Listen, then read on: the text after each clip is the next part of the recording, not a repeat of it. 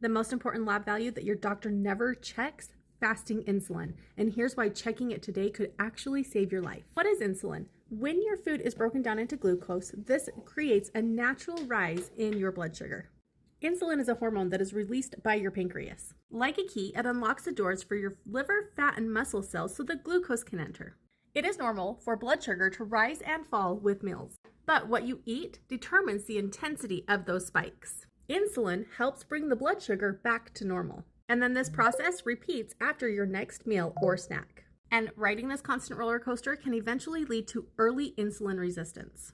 This usually develops over the course between 5 and 15 years. Chronic exposure to too much insulin desensitizes your insulin receptors. Just like a drug addict requires more drugs, your body requires more insulin so that it can remove the blood sugars from your bloodstream. The result?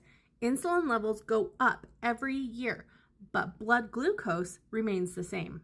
If you tested your fasting glucose, it might come back normal. But if you require substantially more insulin to keep the sugar in its normal range, your risk for cancer, heart disease, and mortality all rise. Another year like this, and insulin is no longer able to stabilize your blood sugar levels. And that's when your insulin level goes from the green line, normal, to the red line, not normal.